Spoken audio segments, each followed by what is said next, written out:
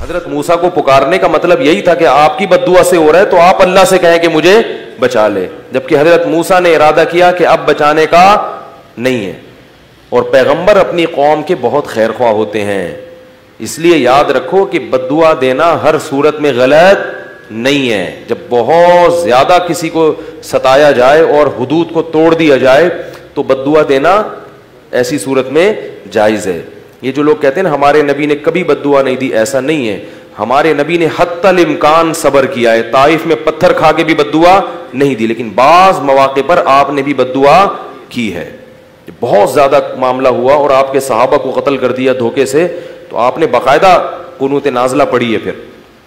تو اس لیے اگر کوئی کسی کے خلاف بہت سخت مجبوری میں آ کے بد دعا کرتا ہے تو یہ تقوی کے خلاف نہیں. ایک صحابی رسول تھے، ان پر کسی عورت نے، مجھے ان صحابی کا نام ذہن سے نکل گیا، ان پر کسی مرد نے کچھ بری کوئی تہمت لگائی تھی، تو ان صحابی نے بد دعا کی، بصرہ میں تھے غالباً وہ، کہ فوراً اس شخص کے خلاف بد دعا کی. اس نے بھی ایسے کسی جھوٹی تہمت لگائی، گناہ کی طرف منسوب کیا.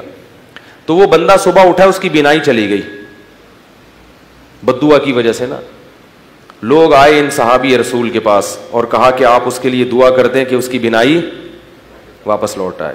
ان صحابی نے کہا کہ اللہ نے میرے ساتھ یہ انعام کیا ہے کہ میری بد دعا کو فوراً قبول کر لیا، تو میں اب اللہ کی اس رحمت سے پیچھے نہیں ہٹوں گا.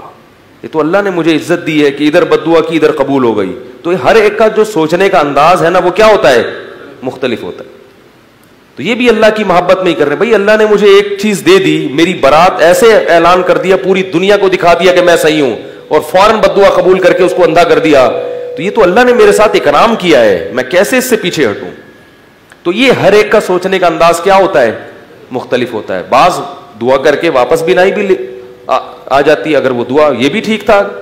تو وہ جو بھی اہل اللہ ہیں وہ خود بہتر فیصلہ کرتے ہیں اس موقع پر کہ ہمیں دعا کرنی چاہیے یا بد دعا. لیکن بہرحال ہمارے نبی کی سیرت میں برداشت کا پہلو بہرحال غالب ہے. یہ جو چھوٹی چھوٹی باتوں پہ بد دعائیں اور خواتین کی بد دعائیں اللہ بچائے، شکر ہے قبول نہیں ہو رہی. بچوں کو بد دعائیں، تیرا ناس ہو منوس، تیری گردن دبا دوں، مروڑ کے پھینک دوں، دھمکیاں. لیکن نبی صلی اللہ علیہ وسلم نے والدین کو منع کیا ہے اولاد کو بد دعا دینے سے.